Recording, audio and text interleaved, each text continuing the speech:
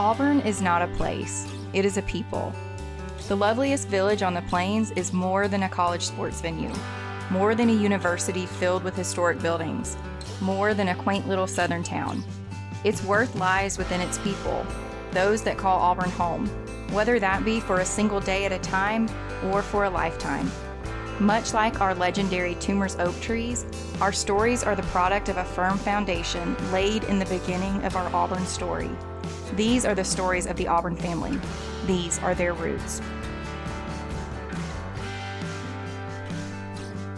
War Eagle Auburn family, and welcome back to another edition of Auburn Roots as we continue our journey of exploring and sharing the stories of your Auburn family members. This is episode 15. I can't believe we've already made it this far. It's a very special episode. Obviously, you know, when you think about episode 10, 15, you got to do something unique and pretty, something we haven't done thus far. So I thought I would reach out into the Auburn community and make a connection that we've already had once before here on this show with one Sherry Wood. Now, what that means for those that you're already thinking is, well, who's the connection? Well, for the first time ever here on Auburn Roots, I'm happy to announce that we are having our very first Auburn coach join us to share their Auburn stories. Coach Sonny Smith, thank you for joining me. Oh, thanks for having me. I'm ready to go. I am ready to go as well, Coach. You know, let me just say this very quickly.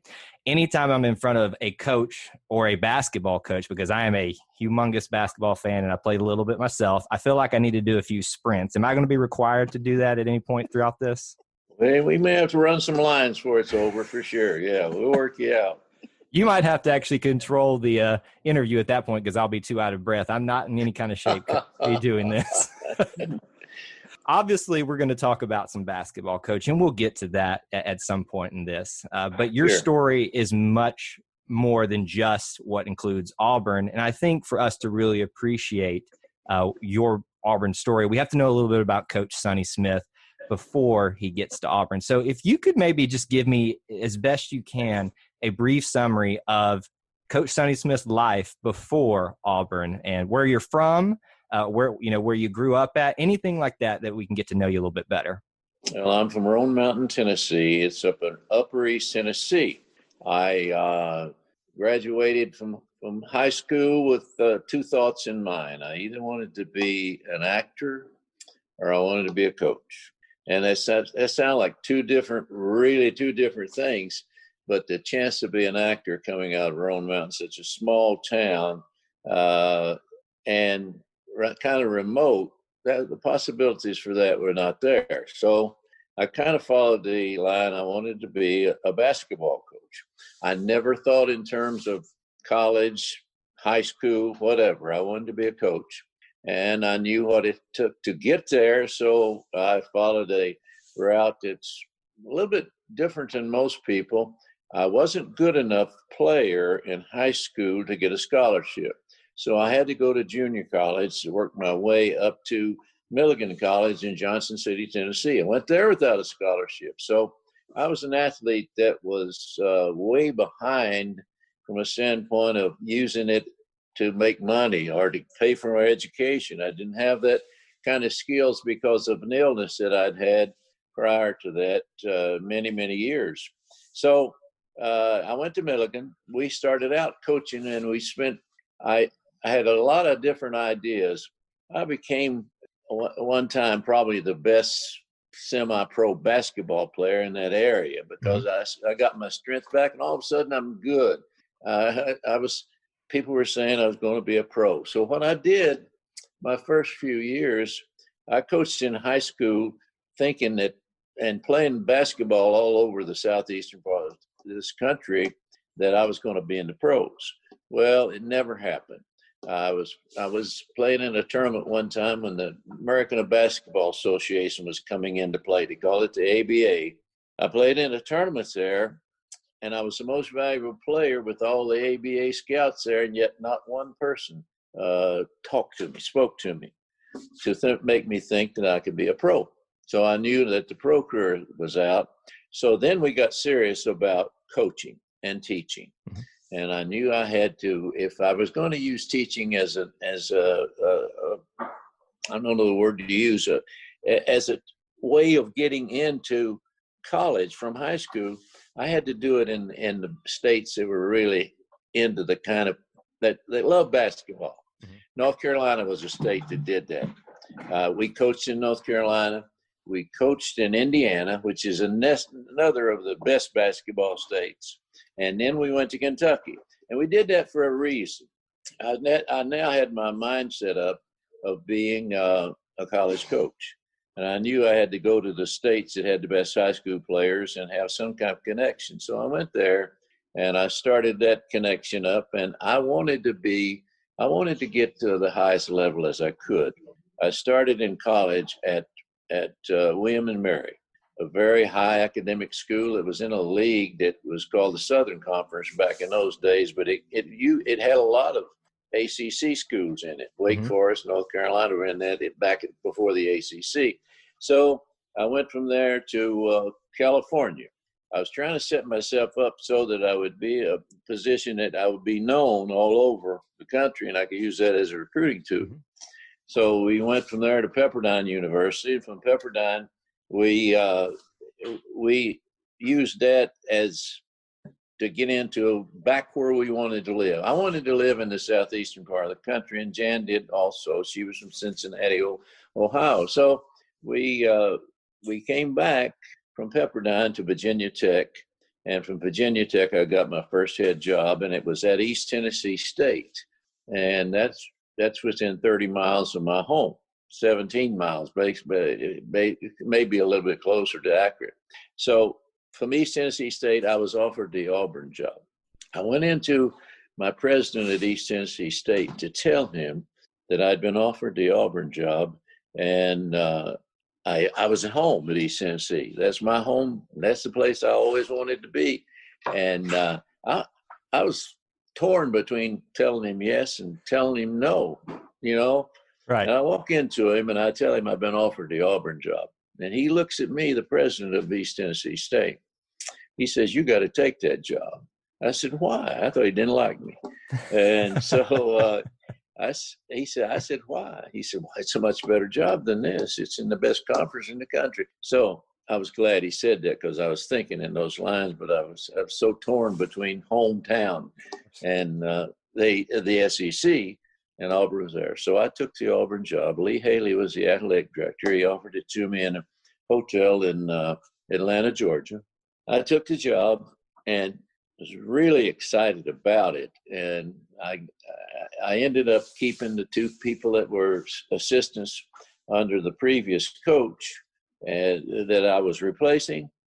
And Paul Lambert was a guy that, it was an interesting thing. I don't know if this would be a good part of the story or not, but Paul Lambert was hired as a coach at Auburn. And he goes on a recruiting trip the day he's hired. And he was so fatigued that he couldn't make it all the way back to Auburn.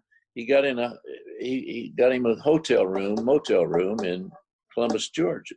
And they had mattresses all over the place. And somebody flipped a match and caught those things on fire, and smoke inhalation, I guess is the word, killed a number of people, and he was one of them. So they had to come get me. They'd already talked to me the first time.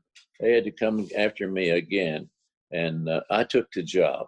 And I kept the two assistants that I had, and we really got after it. And well, I was thinking after I got into the league, Auburn had been struggling in the SEC, and I wanted to try to improve every area that I thought was keeping us down. And we did a lot of that. Auburn is my second job. I've only been two places where the university is like a family. Mm-hmm. It was that way at Virginia Tech when I was assistant. And it was more so a family type situation, even though it was big time sports, Auburn. Mm-hmm. And I had to adjust to that. And I realized that basketball was kind of a secondary thing at Auburn, because football was so big. So we had to make sure that we got the students. I went for them first to try to get them in. I didn't receive the amount of support from the athletic department that I did, because they had the students under the goal. in the end zone, so to speak. And they were not a big factor helping you win. Yeah. And the reason for that is the tickets at Auburn were getting basketball tickets. You had to have football priority, high football priority. So all my tickets at midcourt were sold because they were had to be associated with football, and the people weren't coming. So I had my students in the end zone, nobody in midcourt. So we had to work that out. We finally got that worked out, and we started. We had not been able to recruit players from Alabama because Alabama was getting most of them. So we made a breakthrough there, and we kind of split the recruiting. Maybe actually we did a little bit better than they did with Charles Barkley, Jeff Moore, and Chuck Person. We get those three guys and from Alabama. And that had not been happening at Auburn. The players were coming from Georgia. So we kind of made a break there, and we became a factor in the SEC. From that point on, we went to 5 straight NCAAs and finally went to a Final 8. And actually, to be honest, I probably had the best team. We should have been in the Final 4 and could have won it. But anyway, basketball was tough. It was a secondary thing with Auburn fans. But it also was a family thing. A guy that didn't even like basketball wanted to be, he wanted to be a part of Auburn basketball. It might be long distance, a letter, a phone call, or, come to our little community and speak. So we tried to turn the basketball program into the family part of Auburn sports and academics. And I think we did that. And I started to feel like, I think to be a coach at Auburn, I think you have to be an Auburn. You got to be that feeling as being an Auburn man. With family, it's such a family thing. And I think that I was approaching that a time where people thought of me as an Auburn man, and that helped. I started getting more support. A lot of it was long distance that weren't showing up for games, but they were supporting with words and money, that type of thing, making donations to, I can't remember what we call that, what program we called that. But anyway, the support level was going up and everything was going good. And we built a home, and we looked at this as a place that we could live forever, stay here and retire. Well, I had a situation come up in the basketball program the same time that the football program was having a problem with the NCAA. Coach Dye's team, some player turned him in to something that wasn't even true, and one of my guys did the same thing. So I left Auburn, and everybody, I doubt that many people would ever know why I left, because I loved Auburn. Auburn was my place. Well, this player that did the same thing to me that the player did to Coach Dye turned us into the NCAA. And I made a big, big error. I was under the impression that if the NCAA come in, that Auburn would throw me to the wolves because football was more important to them. So I started looking for a job, not wanting to. I didn't want to go. Also, out of the blue, I get an offer from a school that they just went overboard.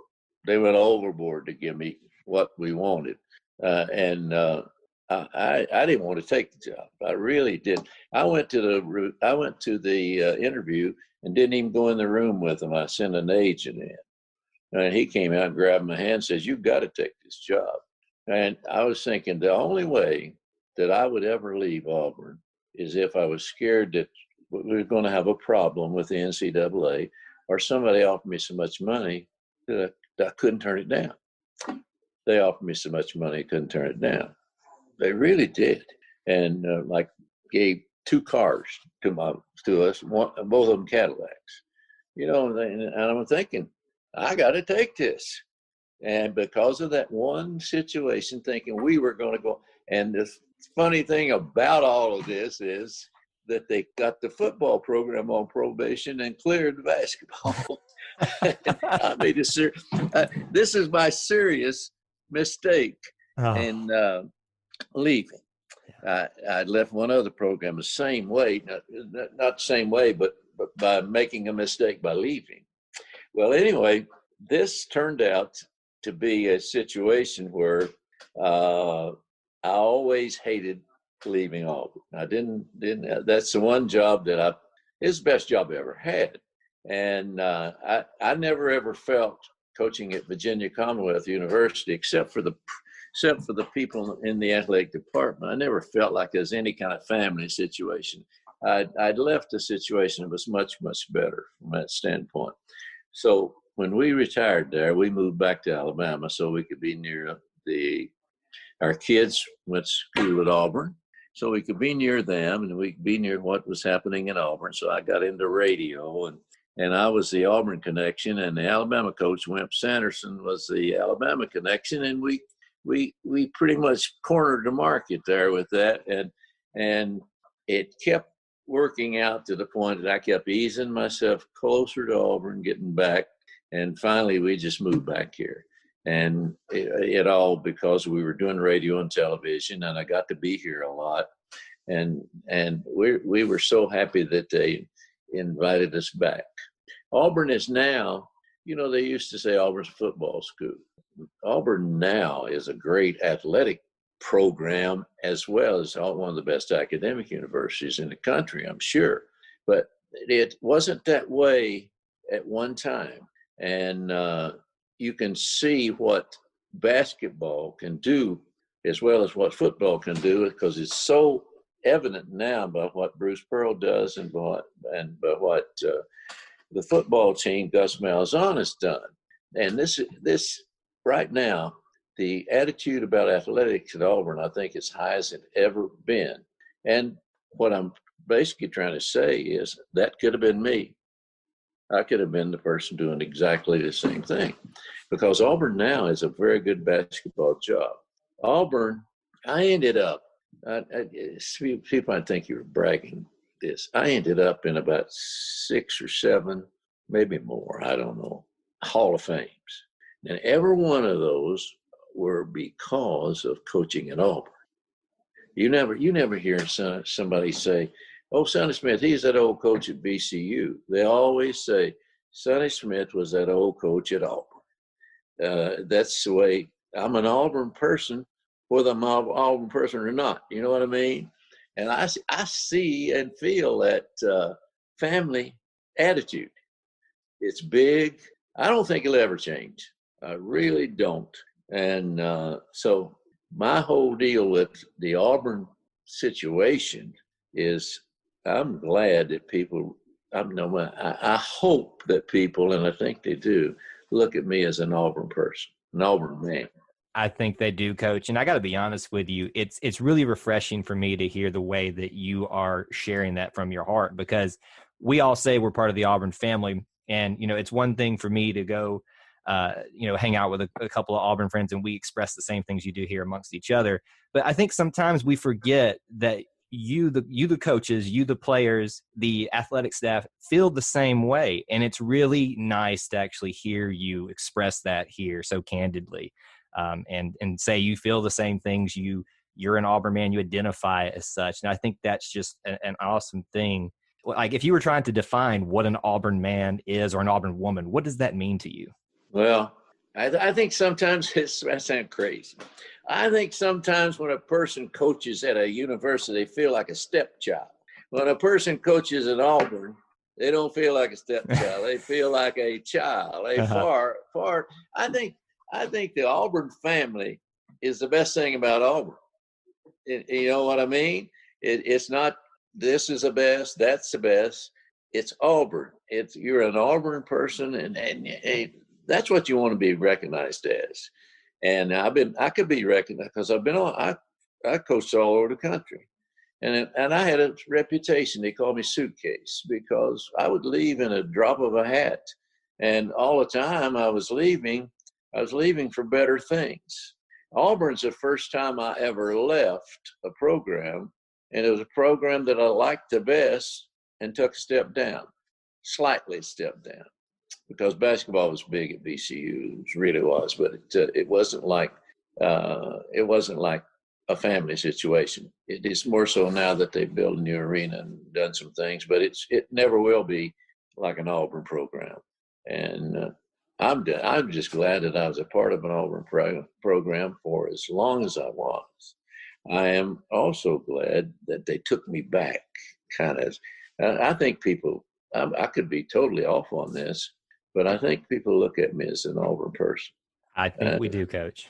Bless your heart. I appreciate it. There's a feeling that you have, and if somebody asked me of all the good things that's happened to me, what would I say? I think being accepted at Auburn would be one of my biggest things. I'd like to tell people. I'd like people to feel, and I feel that. You can feel things and not be true, but I think I feel this, and I believe it is to be true. It's a great thing to claim something and have it claim you back, whether that be one person. That's the best thing been said on this show. I like that. I have my few one-liners every once in a while, Coach, but hey. Well, you had a good one right there. I better write that down before I forget it. I'm so old I forget things easily. Well, look, with your story, there's so many great things about it. And, we really don't have time to dive into every little aspect because you gave me a great synopsis there. But I gotta go back to a couple of things here. Acting at the very beginning, you thought you were going to go into acting or a basketball coach. What was your line with that? When growing up in Roan Mountain without television, radio was the only thing that you had. Mm-hmm. And I just would listen to comedians on the radio and actors, and I would get in high school I'd get in every play that I could, mm-hmm. so I could get in front of an audience. And guys, I'd had so many illnesses I couldn't say that Sonny's a great basketball player, because I wasn't until I got into college late and I became pretty good. So I looked at that as a way out. Mm-hmm.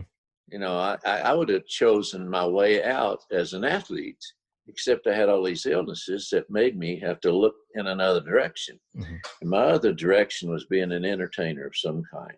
Well, I think that you found the best of both worlds there. Obviously you've become a coach and you have all these different experiences, obviously at Auburn, but elsewhere. But now you've kind of used that in radio now, whether it was with Wimp Sanderson or with Rod and now Andy.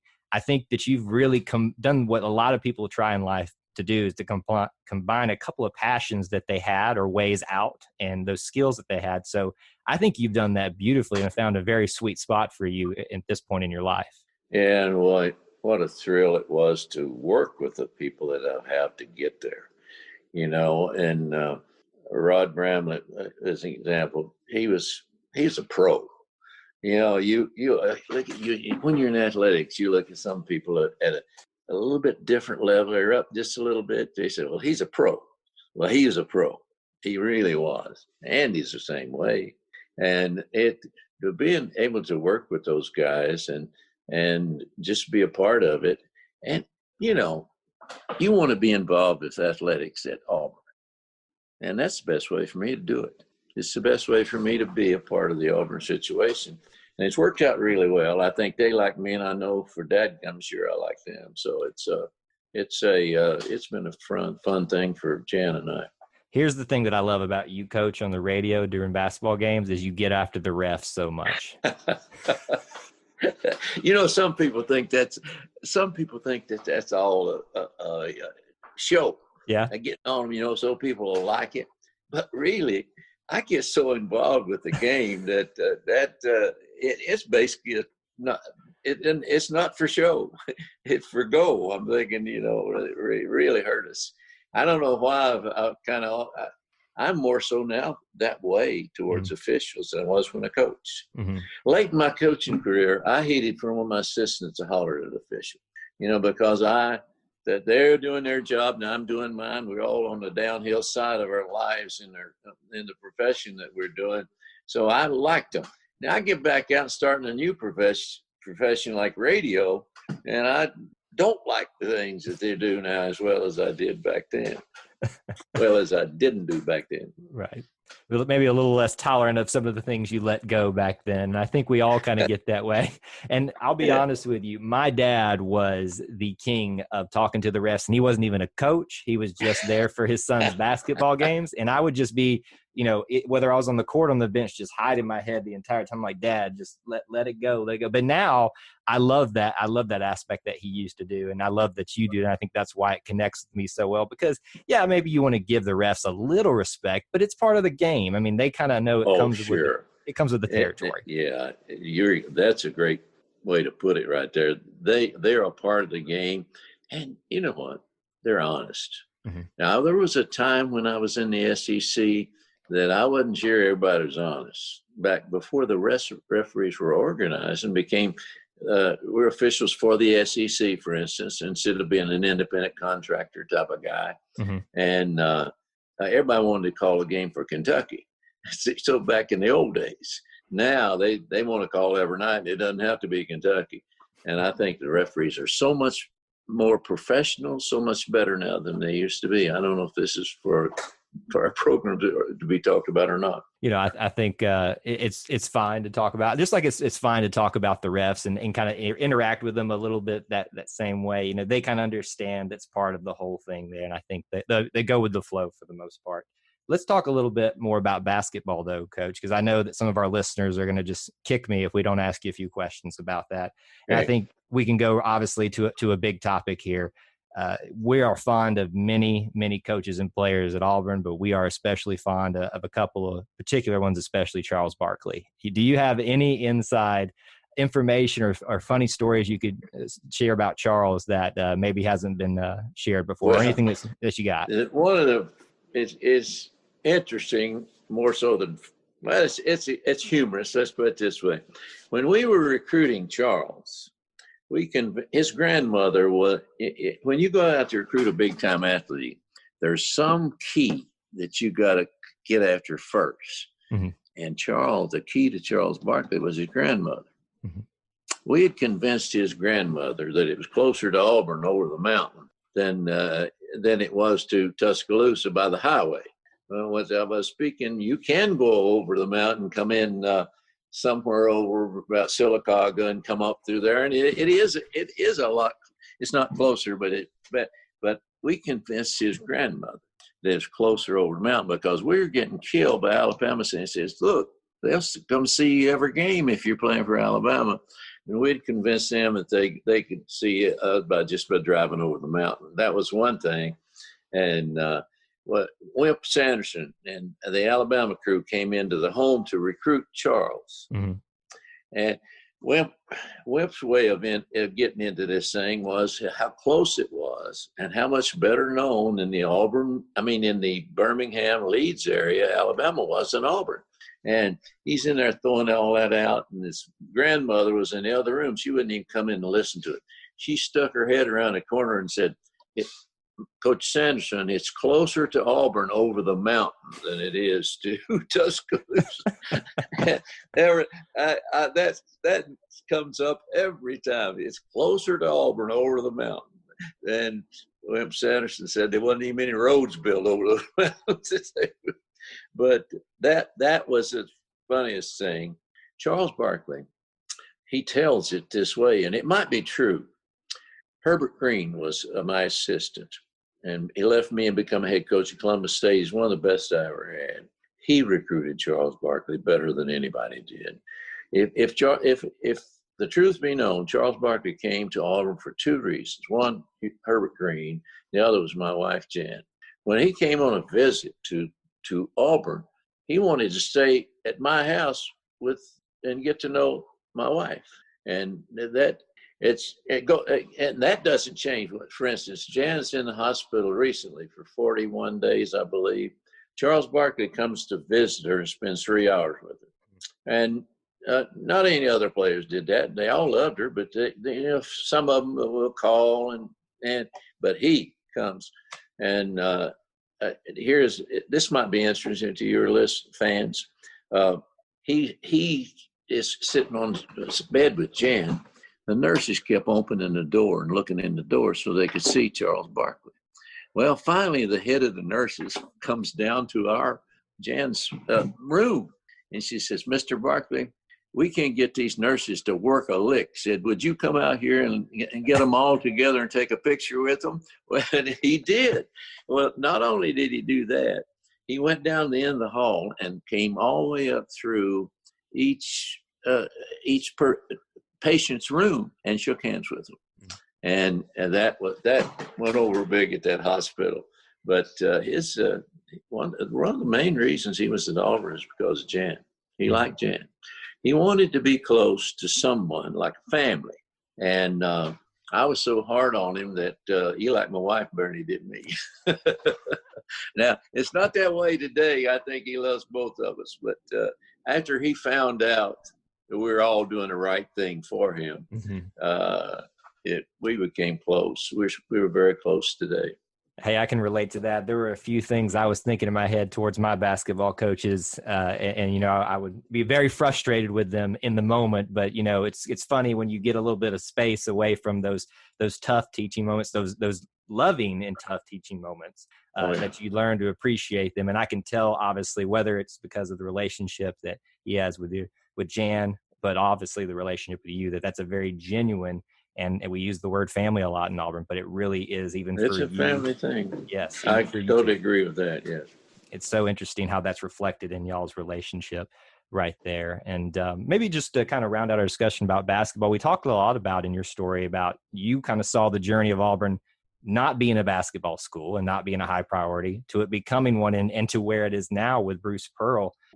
What happened? I mean, obviously, Bruce Pearl came along, but I mean, there had to be a transition from that point. I mean, what really started flipping the switch for Auburn family members to accept that we can be a basketball school as well? Building a new arena. The minute they built that new arena, no matter how you look at Joel Eves, the old building, 13,000 seats, everybody can see. It's a good thing.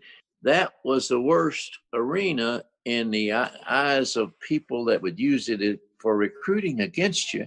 We had the worst dressing rooms. We had the worst practice gym. So that was holding Auburn back when those coaches go into a home after you and they show that how much better facilities we got from a standpoint of dressing rooms, practice courts, all of trophy showing type of things. Well, we didn't have that. They built this new arena and that changed it. Bruce Pearl he gets credit for doing it, and he is terrific. He's one of the best at doing all parts of coaching that I've ever seen. But this could have been done by anybody because of that new arena. Nobody could probably do it like Bruce Pearl has done it. But that job was so much easier the minute they put that building up there and made it 9,500 instead of 13,000. It made Auburn a basketball place because seats became hard to get. Yep. I can attest to that because I've had some trouble getting some tickets myself. Yeah. But I think that's interesting. We talked a lot about with, Charles, it's interesting. You have to find the angle for the recruits. And these days it does seem to be the best facility, the best locker rooms or whatever, what have you, to kind of use as a recruiting tool. And it's funny, I think, when you finally couple the love that the Auburn family shows for their athletes, but also with the investment monetarily in terms of facilities, it's amazing what can happen in such a short amount of time, at least relatively speaking. And now here we sit. I would say this along that same line. I doubt if Bruce Pearl would come to Auburn had he had to deal with Joel Eves, the Coliseum. If he'd had to deal with that. But he saw in that new arena that, look, 9,500, same as Duke. Students be right on top of you.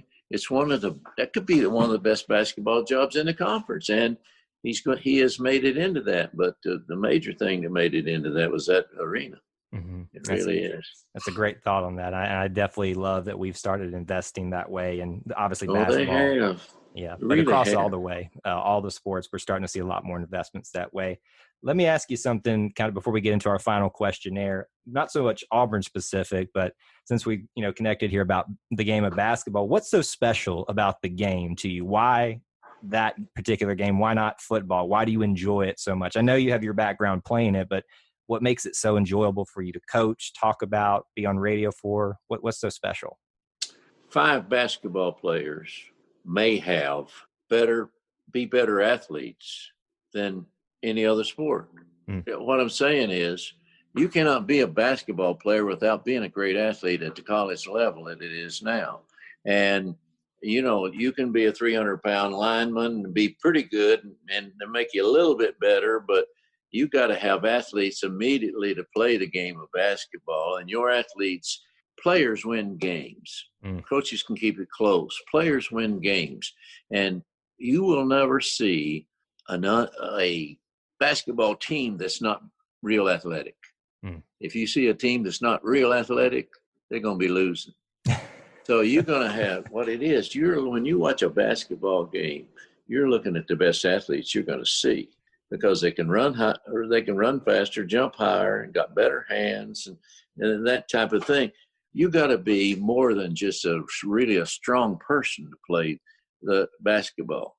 You got to have great hands. You got to have great eyes. Got to get your mind right, and it's a hard game to play. But the game of basketball is played with great athletes. Let's put it that way. It is, especially at this level.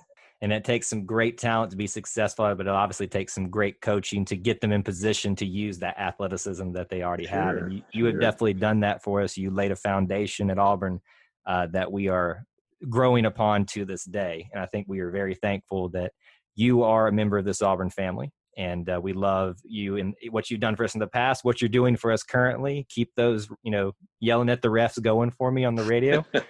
just know every time you crack a joke at the refs or just yell at them while Andy's trying to keep the call going, that I'm just right there chuckling along with you. Just know that. I appreciate that. I will, for sure. With that being said, let's get into our final questionnaire. It's a rapid fire questions, but when I say rapid fire, you can give the long explanation for your answer if you need to. It's just meant to be a little fun segment, and they're kind of this or that, very Auburn related answers. And some of them could be pretty interesting for you as a coach. So we'll see how you could give a non-answer if you feel like you need to. Okay. Question number 1, orange or blue?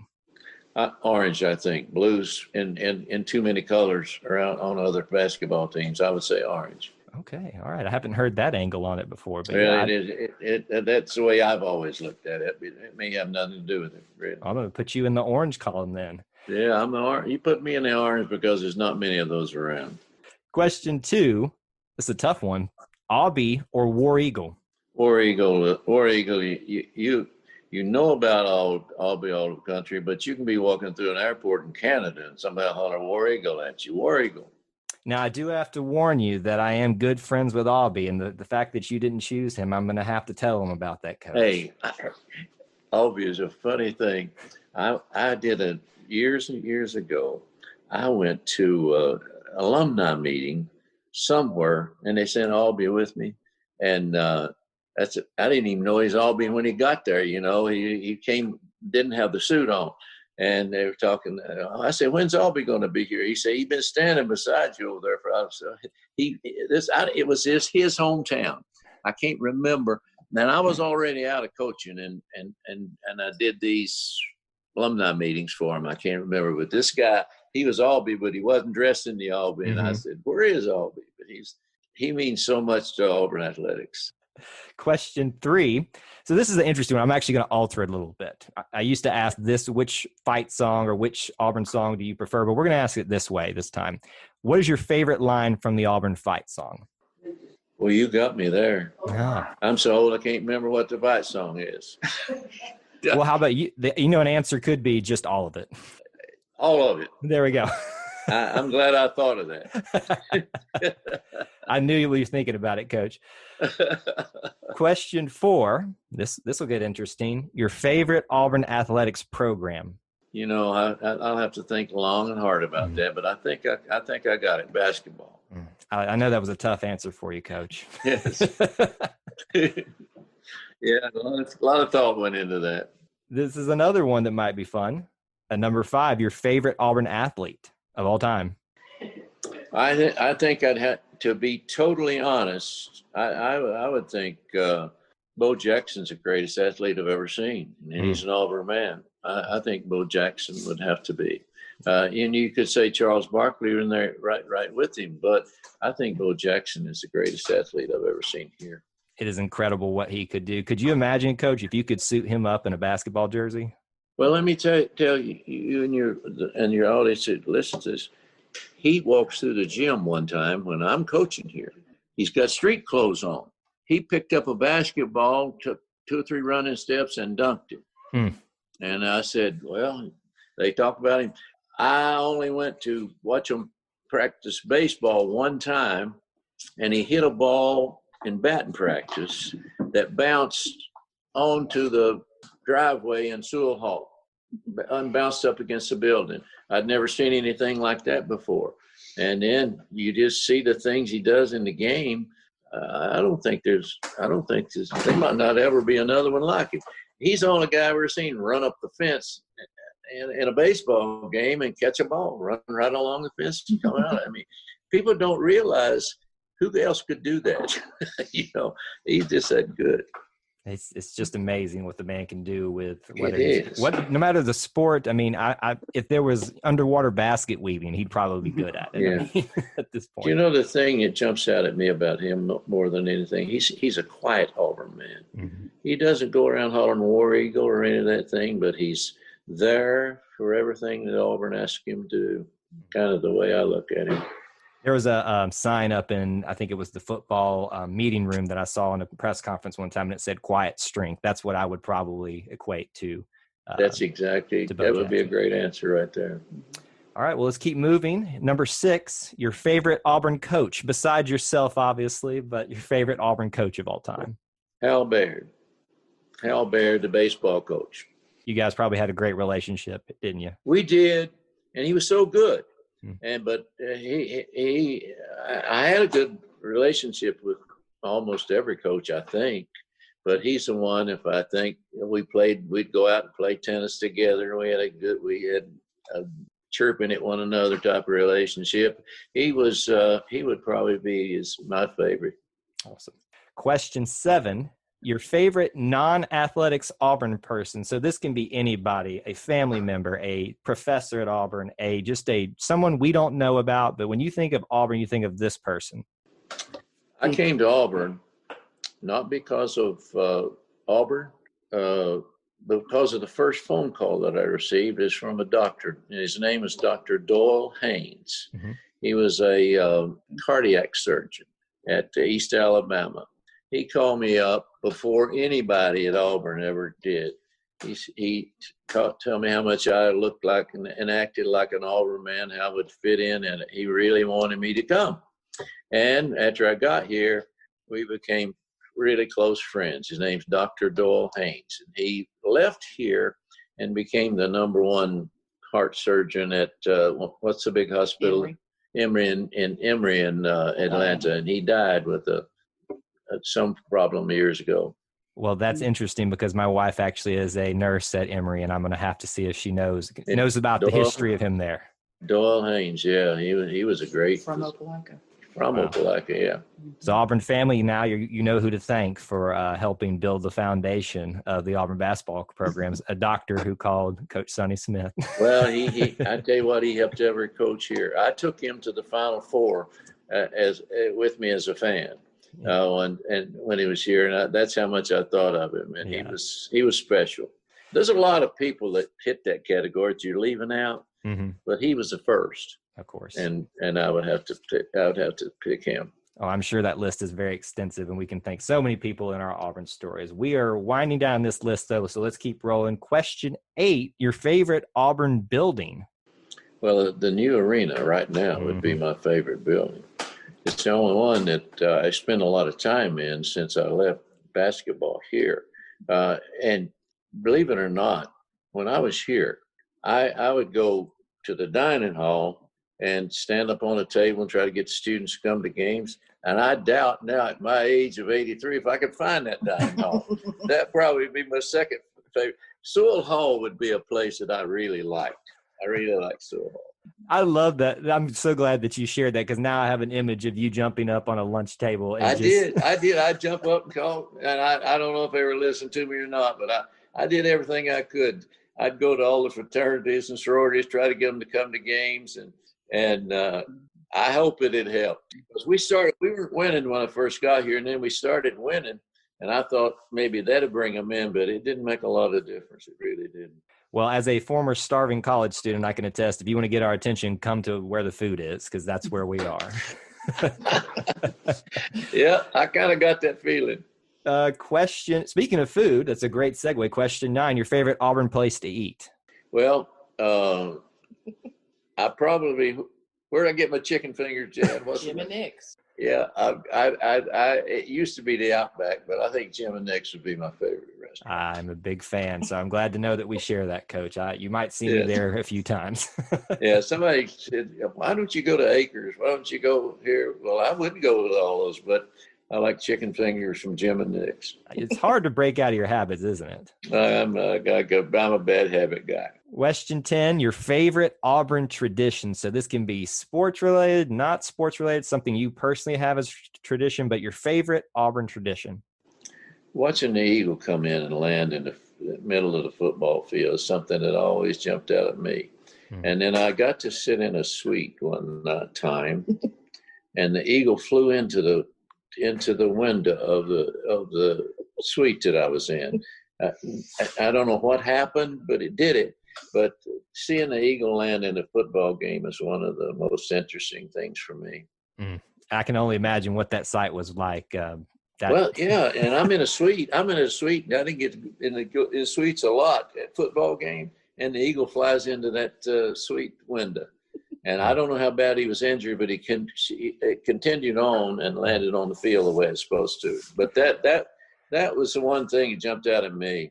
Oh, man, I believe that was Spirit that did that, and I could tell you some stories about Spirit because I worked at the Raptor Center as a volunteer during college, and I'm not surprised that that's the one you met in the window, Coach. Yeah, that was it. All right, we got 2 more left. Question 11, your favorite Auburn memory that you have? It might be a little different than people would think. We were playing in the SEC tournament my first year at Auburn, and we beat Georgia in 4 overtimes. And I was thinking to myself, when that game was over, I was thinking, we can make this thing work here. And there was doubts that Auburn was ever going to be a basketball school, and it made me feel like after that game, 4 overtimes, I think it's probably still a record. We beat Georgia in 4 overtimes. And that would be my favorite moment from basketball. And, you could say going to Final 8 and standing on the court with a chance to go to the Final 4, those type of things. But that one thing jumped out at me more than anything else. Awesome. That's a great memory. And your final question, I want you to describe Auburn to me in 1 word. Family. And I think that's the most appropriate one here. It's the one we use often, but it doesn't make it any less special, and it's echoed throughout your entire story. I want to give you a chance, Coach, to address not just our listeners, but anybody else in the Auburn family that might be listening. Is there anything that you'd like to share or just say as we close out our show tonight? Well, the best things ever happened to Jan and I and our family all came because of being an Auburn coach. I mean, somebody said, Sonny, I've 9 Hall of Fames, but I'm in them because of Auburn, not because of Virginia Tech or any of those, even though they were a part of it. And that I would say that more than anything else. One of the most interesting things that's ever happened to me was announcing on the Auburn Jumbotron, or whatever we call that thing, at a basketball game that I was going to go into the Tennessee Hall of Fame. And the governor of Tennessee doing it. That was one of the most. If I had been watching it, I really think that would have been one of the most special moments. Mm-hmm. But I wasn't watching. I was down here, and he's up there talking about me going into the Tennessee Hall of Fame on the Jumbotron at Auburn. I don't know what game it was, but and then the students went crazy. Mm-hmm. And I should. Here they're talking about a guy going in Tennessee Hall of Fame, and the students are giving you a standing ovation. Now that that's pretty big with me, to be honest with you. Yeah, and I think that shows you right there. If you ever had any doubts how much you are loved within the Auburn family, it's a generation that maybe necessarily didn't grow up with you, but grew up with stories about your time here that loves and appreciates you, not for going to the Auburn Hall of Fame, but going to the Tennessee Hall of Fame. If they can celebrate that with you, I think that tells you how much you are loved at this university and within this family. So I hope you that's feel that. nice. I appreciate you saying that. Well, Coach, it has been great walking with you down memory lane a little bit, learning a little bit about what basketball was like in the past and your perspectives on it currently. And I've enjoyed walking through this journey with you and learning about your Auburn story. Well, I do a lot of these things, but and some I do I don't enjoy, but I really enjoyed this because you ask great questions. You really do. I appreciate that. Thank you. Thank you a lot for having me on. Thank you as well, Coach. And you obviously can go back and listen to some other episodes. I'll do a quick plug. Listen to episode 5 with Sherry. You can go back and do that in the podcast feed, and you'll get another great perspective and another great member of the Auburn family as well. I know she's listening, so I know her ears are burning. So. If I can get somebody to get me on, I'll definitely do it. Appreciate that, Coach. All right. Well, we've enjoyed every minute, and War Eagle. War Eagle.